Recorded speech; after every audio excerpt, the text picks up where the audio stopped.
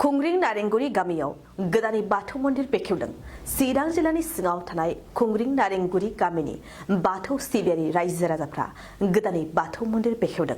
दिनै फुंबिलि समाव गारजा फुजाजों लोब्बा लाखिनानै बे गोथार बाथौ मन्दिरखौ बेखेवनाय जादों। फुंबिलिनि समाव बाथौ धोरोमनि मोनबा गाब थानाय गोथार फिरफिलाखौ गामिनि गावबुरा सुबल मोसाहारिया बिरखांनायनि उनाव खुंग्रिं आन्चलिक बाथौ गौथुमनि बारग' आफादगिरि कान्थलाल नार्जारिया गावनि आखाइजों गोदानै लुफुंनाय बाथौ मन्दिरखौ बेखेवना होयो। बेजों लोगोसे फुंनि बाथौ आर'ज खालामखांनायनि उनाव मुंख्लंफोरनो बिबार बावो आरो दसे सम सावरायमेल जिरायो। जोंनि नारेंगुरियाव सफैनो हानायखाय आं बिथांमोनखौ गिबि गिबियावनो साबायखर बावनाय थाबाय। जे जोंनि लेंहरनाय खार'ना जाहैबाय जोंहा गोदो गोदायनिफ्रायनो आबै आबौनिफ्राय जोंहा रायजो जाबोनाय जे जों बाथौ धोरोमखौ लानानै जोङो गोदो गोदायनि आबै आबौआ सिबिबोदों। दा बेखायनो जों दिनै फुंबिलियाव जोङो हाबाफारिखौ लादों फिरफिला थिखोनाय आरो गोथैसि बावनाय। बे गोथैसि बावनाया जाहैबाय जोङो गोदोनिफ्रायनो आबै आबौआ मावलांबाय। दा बेहाय आं गोसोखांनो रायजो राजाया नारेंगुरिना गोसोखांनानै जोङो बे हाबाफारिखौ लानाय जादों। बाथौ सिबियारि हिसाबै नोंसिनि गामियाव साबेसे बा मोनबेसे न'खर दङ? जोंनाव 42 दं। आरो दिनैहाय मन्दिर बेखेवनाय हाबाफारिफोर लागोन नामा? दङ। बे मन्दिरखौ बानायनायाव नोंथांमोना बेसेबां बोसोर नांदों? माबायदि खस्थ' मोननांदों?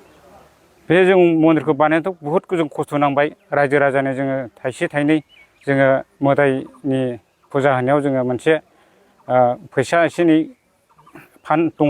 दा बेहाय जोङो एफा एनै देरा होनानै फिसा फिसौ बुथुमबाय थायो आरोखि। बेहायनो जों लासै लासै बे मन्दिरखौ लुफुंनो हादों आरोखि। आलासिफोर लेंहरदों नामा? आलासि लेंहरदों। बे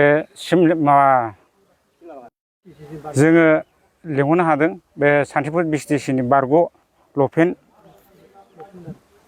बरगयारि बिथांखौ जोङो आलासि चेयारमेन। गिबि गिबियावनो नोंथांमोननि मिडियानि गेजेरजों खुलुमनायखौ जासिग्रोबाय।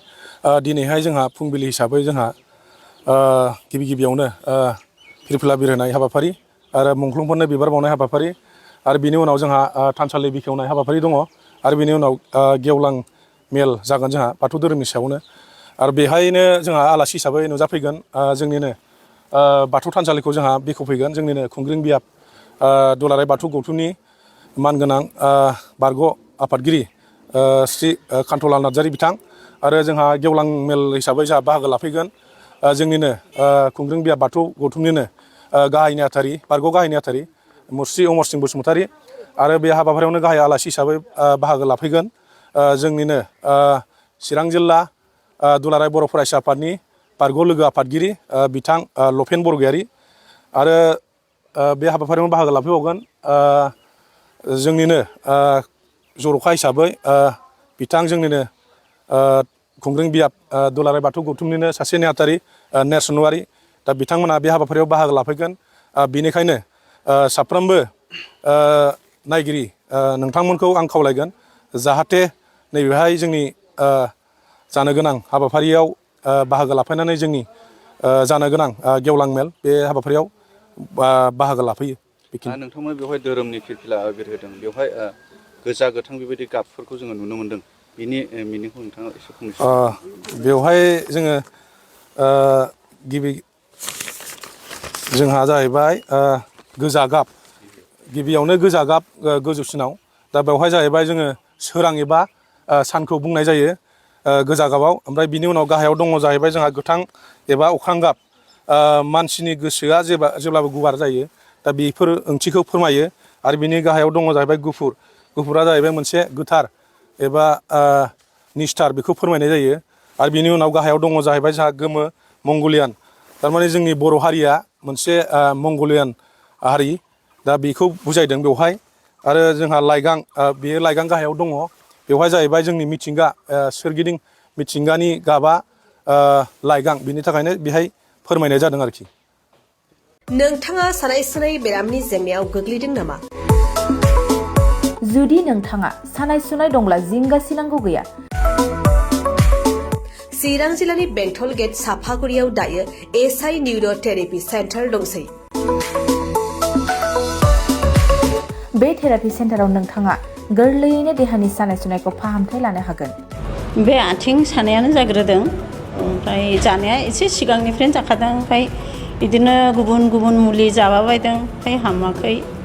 दिनैनि ट्रिटमेन्टआनो आङो एसे मोजां मोनसिनबाय। जेरै सिं सानाय, आफादावरि सानाय, मोदोम जरा सानाय, आइजोफोरनि जेंना, खर' सानाय बायदि बेरामखौ फाहामनाय जायो। लोगोसेयैनो बे सेन्टाराव थानानै फाहामथाय लानो हानायनिबो सुबिदा खालामदों। नोंथांमोनहा एसआइ निउर' थेरापि सेन्टाराव फाहामथाय लानो गोसो दंब्ला नैबे मबाइल नम्बर 7620160459 नङाब्ला 9476977956 आव थोंजों सुलाद लानो हागोन।